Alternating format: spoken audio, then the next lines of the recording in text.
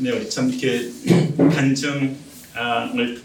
간증을 통해서 좀 비교적 길어졌지만 간증을 통해서 우리가 인생의 그 반석이 예수님이신 것에 대해서 얘기를 했습니다. 반석 위에 서 있지 않는 집들이 무너지고 반석 위에 서 있는 집들이 경박이 서는 것을 말하는데 정말 우리가 지금 이 25년을 클로징하고 26년을 이제 며칠 안으로 이제 다시 이제 맞이하게 되겠죠.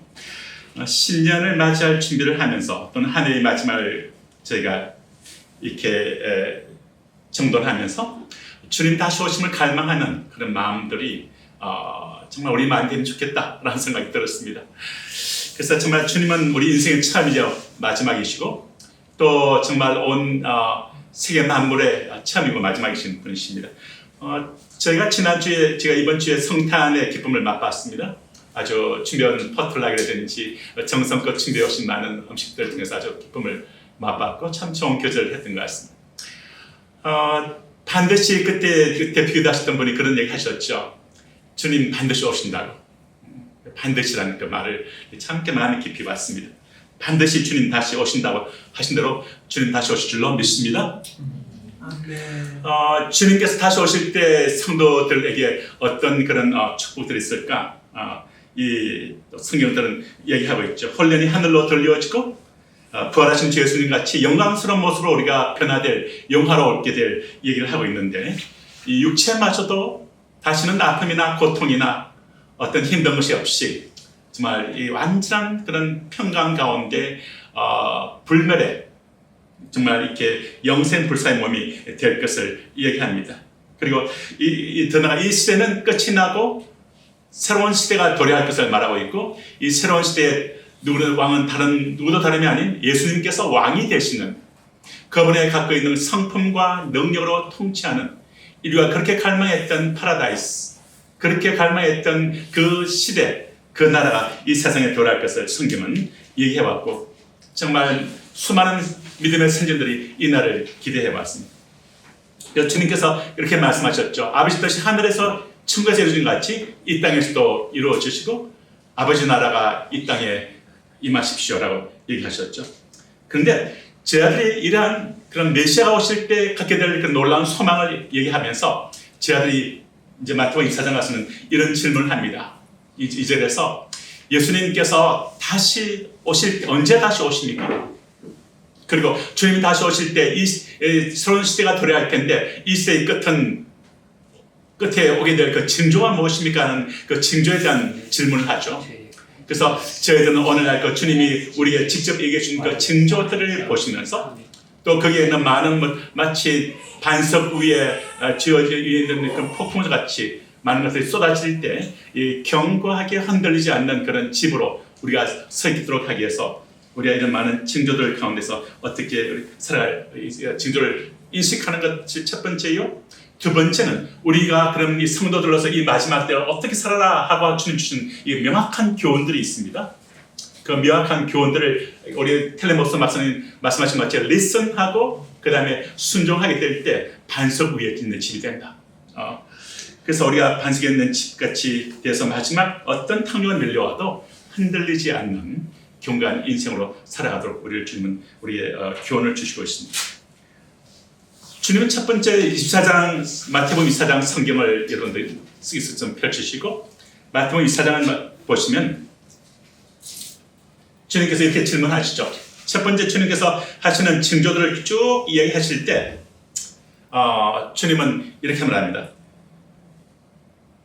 첫 번째는 주님께서 징조에 대해서 말할 때 첫 번째 사람들의 미혹을 받지 않도록 주의하라 이렇게 말합니다. 사람들의 미혹을 받지 않도록 주의하라 이렇게 말해요. 이 사람들의 미혹, 사람의 미혹을 무엇일까? 우리는 물론 쉽게 적글서도 얘기할 수 있겠지만 저는 여기서 한 가지 포인트를 우리가 인식할 것은 인본주의에 빠지지 않도록 주의하라 이렇게 말하고 싶어요. 인본주의는 하나님이 없다고 합니다.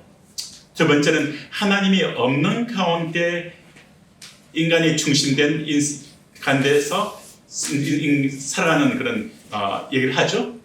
그리고 또 정말 이 하나님이 인본주의로 나가게 될 때 정말 그러면서 진화론도 발생하고 또 알다시피 이 창조 질서와 가정을 파괴하는 뭐 이렇게 동성애를 이야기하고 많은 잘못된 산의 미혹들이 있습니다. 이런 것들로부터 우리 자신을 지킬 것을 이야기합니다. 두 번째, 주님은 어떤 징조를 말합니까? 난리와 난리 소문이 있대요. 난리와 난리의 소문을 들 것이다. 우리 지금 맨날 요즘 사람들 대피가 나올 때 전쟁에 대한 얘기를 하죠. 이런 전쟁들이 있고 있습니다.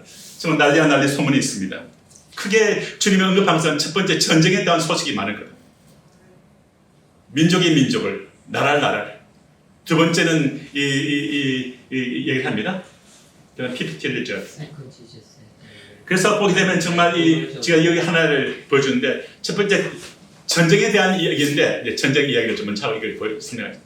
전쟁은 우리 알다시피 지금 보면은 뭐 우크라이나와 러시아 전쟁에 이어서 물론 그 관계에서 넘어서고 있는 대립도 있지만, 정말 어떤 이 캄보디아와 이 태국 사이의 전쟁이라든지, 차이나와 타이완과 일본 사이의 어떤 긴장이라든지, 또는 저는 이 하마스와 헤즈볼라와 이란과 이스라엘의 전쟁이라든지, 곳곳에 전쟁 소식이 계속 이어지는, 민족이 민족을 대적하고 나라가 나라를 대적하는 이런 전쟁의 소식이 지금 계속 우리 가운데 뉴스에 흘러 들어오고 있습니다. 그런데 이러한 소문을 들을 때 주님께서는 우리에게 하시는 말씀이 두려워하지 말라는 겁니다. 따라할까요? 너희 마음에 삼가 두려워하지 마라. 좀 두려워하지 마라. 우리 마음에 그런 걸로 해서 마음이 요동하거나 이렇게 어두워지거나 하지 말라. 마음을 탁 경고하지 마라. 삼가 두려워하지 마라. 첫 번째, 전쟁 소식들이 계속 들리면서 이야기하고, 두 번째, 제가 이 도표를 보여드렸는데 이게 뭘까요? 기상 지금 이변이 많죠, 그죠? 기상 이변하면 딱 떠오르는 것이 좀 이렇게 좀 통계적 자료를 보고 싶은 게 북극이 떠오를 겁니다. 북극에 빙하를 녹는 정도, 북극에 얼음이 녹는 정도인데, 약 80년부터 7.5의 빙하의 얼음이 있다면 지금 2020년에 4.5에서 4.0에 해서 약 이 빙하의 이 북극이 40%가 녹았습니다. 이게 뭐 얼음이 녹게 되면 어떻게 됩니까? 이제는 빙하는 햇빛을 튀게 되는데, 물은 계속 태양빛을 흡수합니다. 그럼 물은 수온이 높아지죠, 그죠? 그로 인해서 이제 더욱더 이렇게 온난화 현상이 짙어지겠죠. 그렇게 되면 그로 인해서 여러 가지 이런 폭풍이나 한파나 이상 폭염이나 이런 기후 이변이 일어납니다. 그 다음 또 하나의 그런 이 난리 소식 중에서 또 보게 되면 이게 지금 히말라야 산입니다. 뭘까요? 추측을 해보십시오.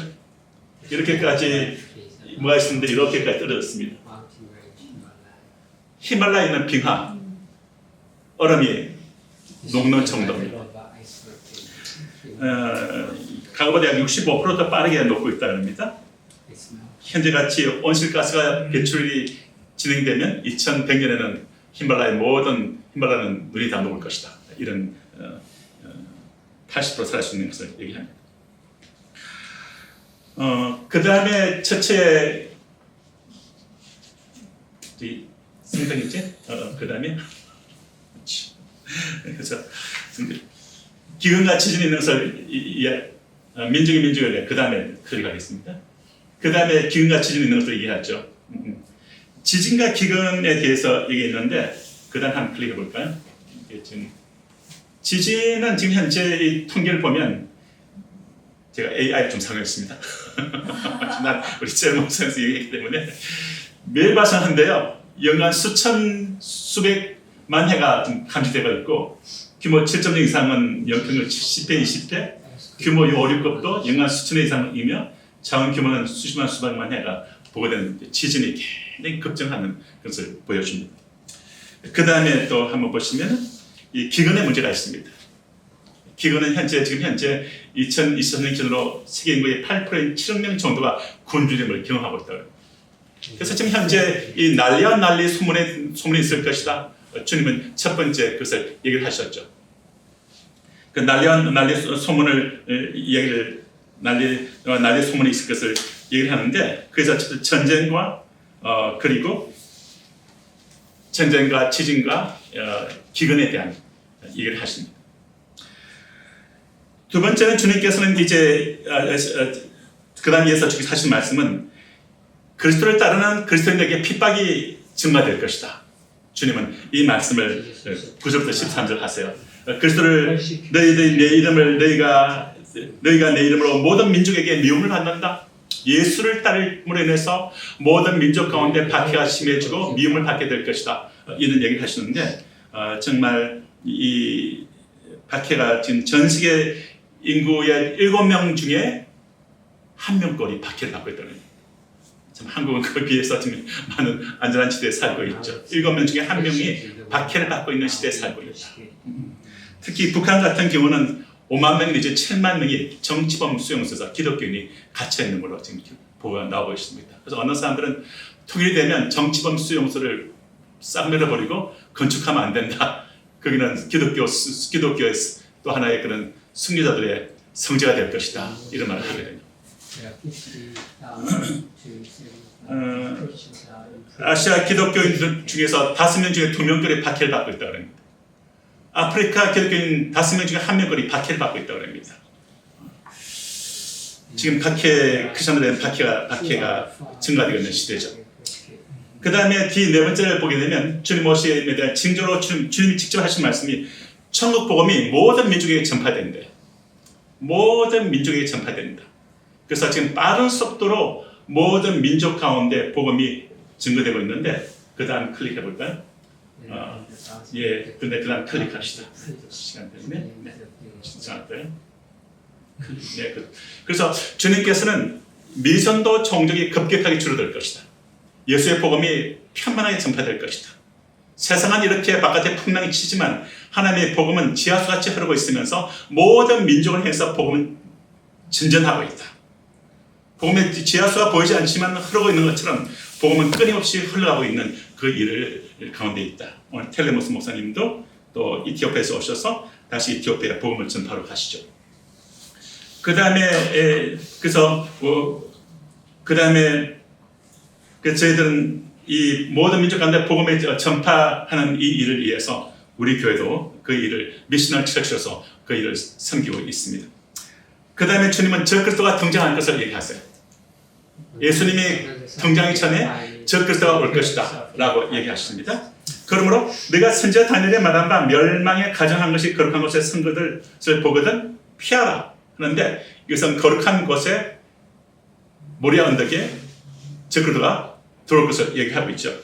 그러면서 주님은 다니엘서 9장 27절에 그가 정말 이렇게 어떤 일을 할 것인가 하면서 멸망의 아들 그 다음에 보여주시면 데살로니가후서에 이런 말이 있어요. 누가 어떻게 하여도 너가 미혹되지 말라.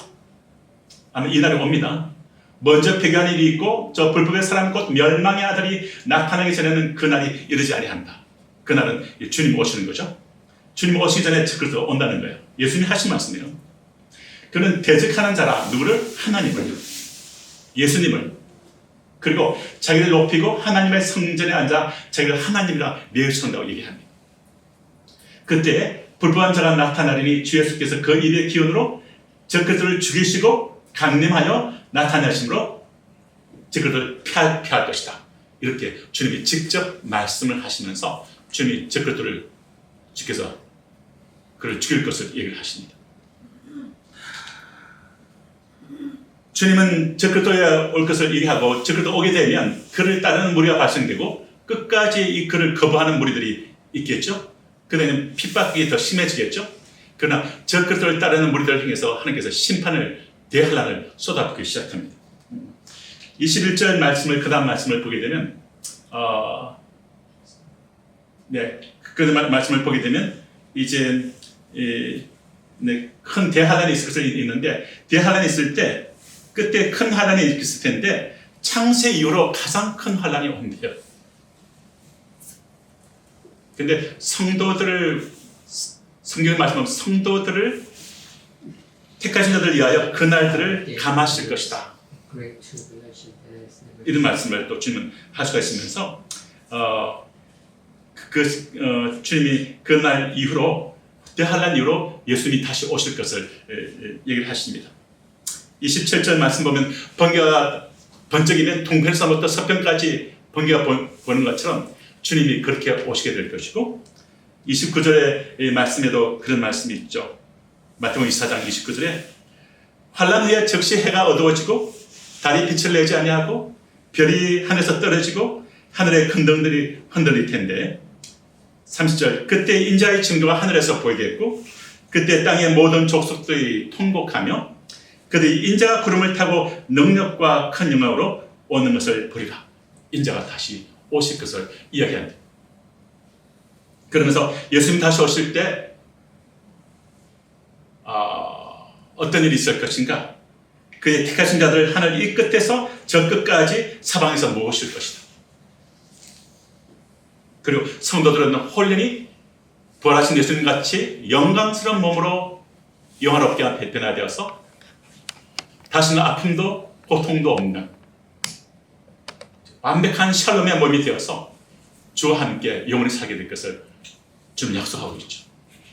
그래서 저희들은 주님 오시기 전에 있게 될 여러 그런 이런 징조로 말미암는 일들 다시 한번 그것을 이렇게 정리하면은 사람의 미혹, 인본주의가 심화되는 이 시대에 미혹을 받지 않도록 주의하시고 인본주의에 빠지지 않도록 주의할 것과 두 번째는 난리와 난리의 소문이 나서 전쟁과 지진과 기근이 계속해서 소식이 들려올 때 너희들 그에 대해서 주님께서는 정말 너희는 마음에 두려워하지 말라고 말씀하시고 있고 세 번째는 그리스도를 따름으로 핍박이 임할 때 그렇지만 끝까지 견딘 자는 구원을 얻는다고 하신 말씀대로 끝까지 예수를 따를 것을 우리에게 권고하시고 그리고 네 번째 천국 복음이 모든 민족에게 전파될 때 주님 오시기 때문에 주님 오실 길을 예배하기 위해서 어찌하든지 복음의 전파에 너희가 함께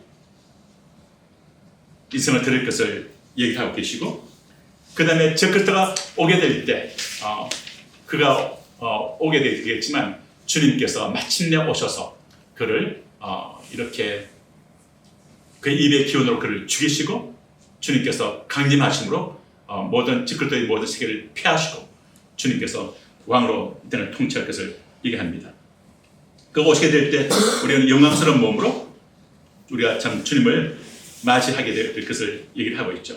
자, 그러면서 주님께서 저는 24장에 주로 이렇게 많은 관심들을 사람들이 갖고 있어요. 그런데 자세히 보시면 25장에 굉장히 중요한 말씀들이 보석같이 박혀 있는 것을 제가 봤습니다. 그래서 오늘 주님이 주시는 그럼 성도는 어떻게 살아야 할 것인가에 대해서 주시는 교훈들이 몇 개가 보석같이 딱 박혀 있어요.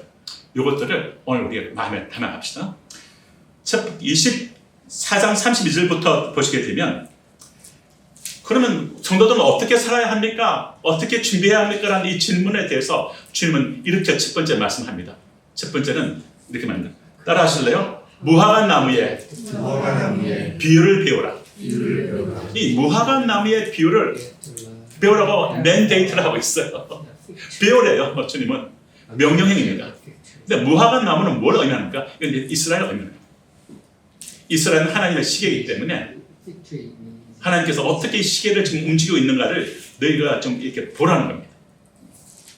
이스라엘에 대해서 하나님께서 갖고 있는 이 계획들과 그것들과 연결해서 주님이 오시는 것들에 대한 이 징조를 보라는 겁니다. 무화과 나무의 비유를 비우라 말씀하시고 있죠. 두 번째 주님은 교훈은 멍하니까 노아 시대를 얘기합니다. 주님 그 다음에 노아 시대를 딱 두 번째 얘기하세요. 노아가 때에 홍수가 나서 사람들을 다 진멸하기까지 사람들이 하나님의 음성에 귀를 기울이지 않고 그 시대에 그냥 풍조에 휩쓸려 살았다. 그리고 그 방주에 타라고 명령하는데도 타지 않았다. 그리고 그들이 끝까지 그들의 하나님을 경외하는 것을 무시하고 심지어 조롱하고 그들이 하나님의 말씀을 귀 기울여 듣지 않았던 그들이 멸망당했던 걸 얘기하면서 주님은 말하기를 노아의 시대에 그것을 교도로 삼아라 얘기하면서 타락의 물길로부터 벗어나라. 그리고 방주에 타라. 준비하라. 깨어있으라. 이렇게 합니다. 주님은 그러면서 주님께서는 얘기를 하시죠. 그리고 주님은 또 이렇게 그 다음 노아 방주를 얘기하시다가 주님은 그 다음에 세 번째로 하시는 말씀이 어떤 말씀을 하는가 하면 성도는 이렇게 살아야 돼 하시는 말씀이 주님은 이렇게 주인이 떠나면서 종들에게 주인이 떠나면서 종들에게 이제 종들의 삶을 맡겼는데 충성되고 지혜 있는 종이 되어서 주님은 우리에게 하신 말씀에 너에게 탈란트를 맡겼다 말씀하세요. 재능들을 주었다.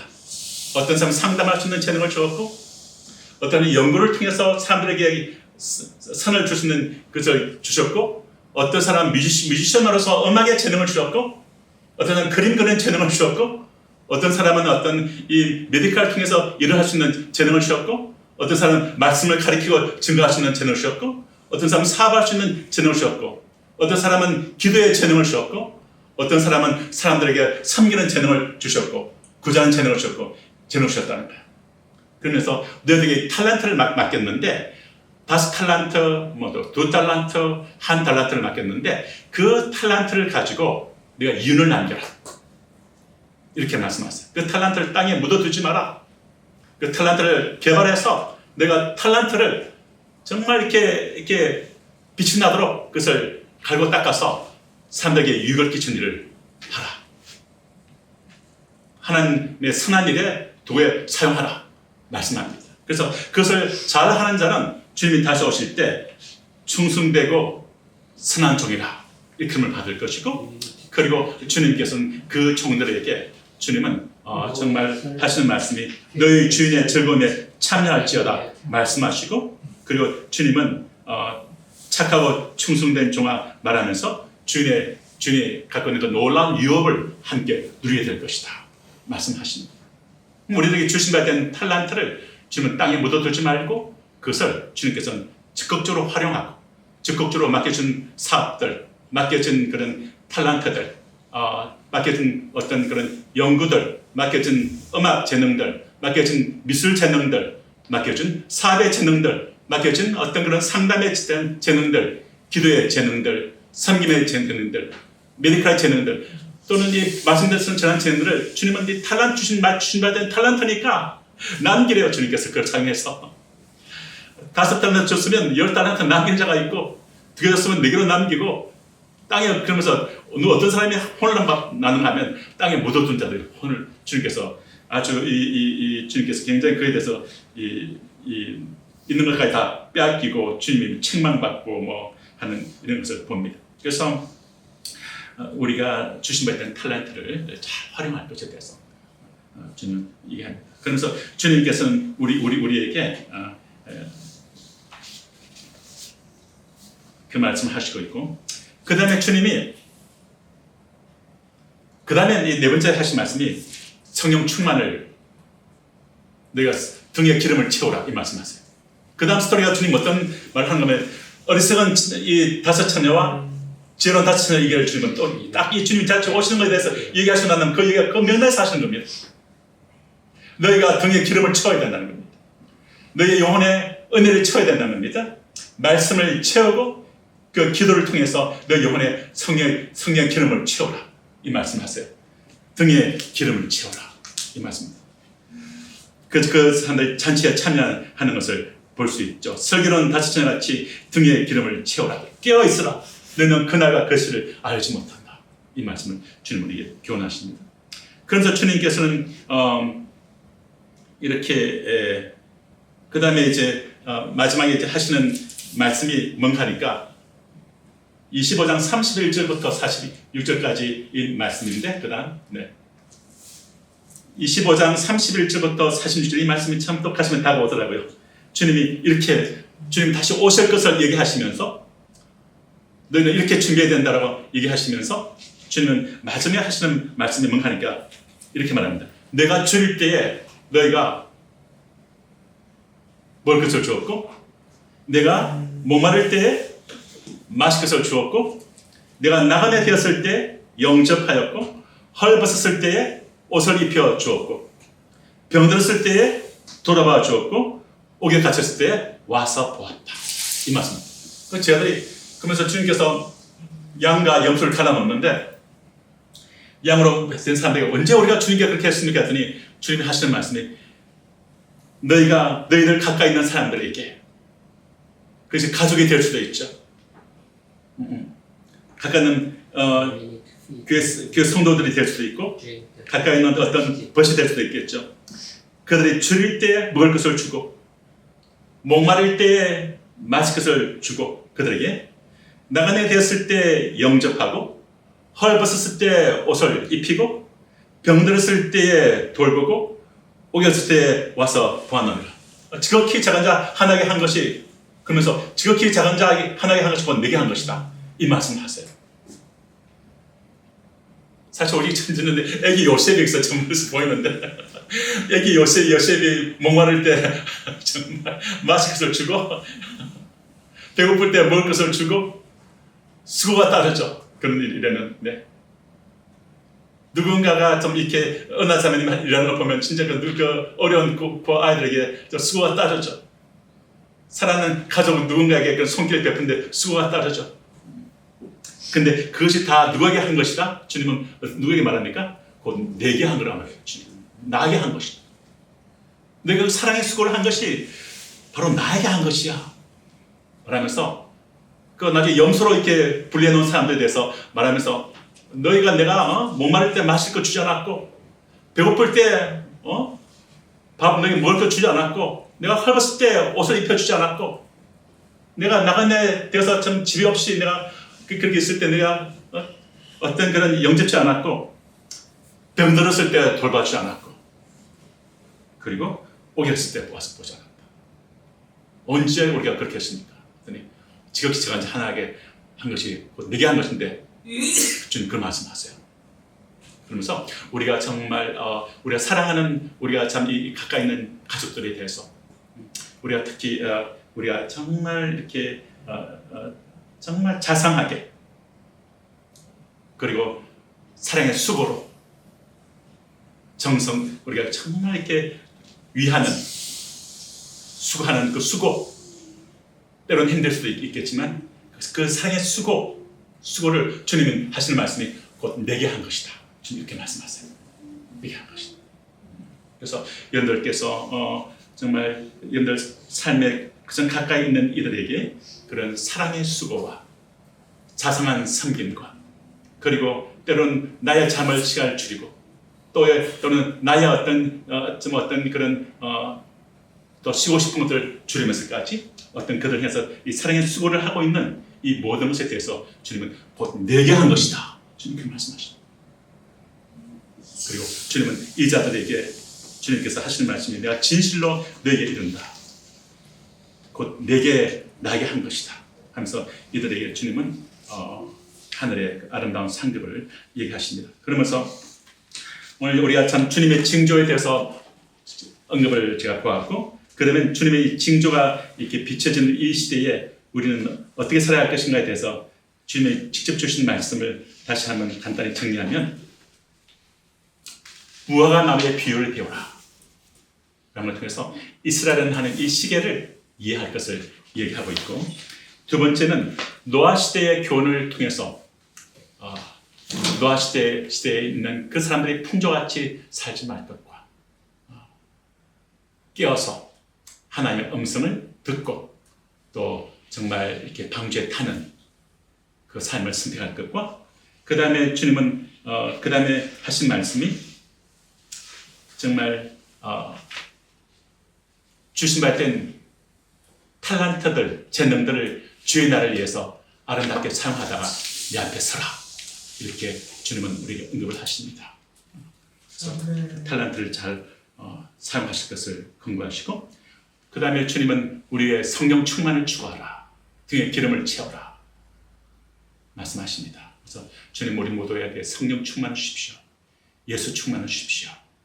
그래서 말씀과 기도를 더욱더 내 영혼에 채우는 그런 사람들이 되길 바라고 그리고 주님께서 우리에게 참 주신 것 중에 하나가 가난한 우리가 지극히 작은 자들에게 우리가 정말 주님의 마음으로 그들에 대해서 정말 행할 것을 이 말씀을 가슴으로 받으면 좋겠습니다.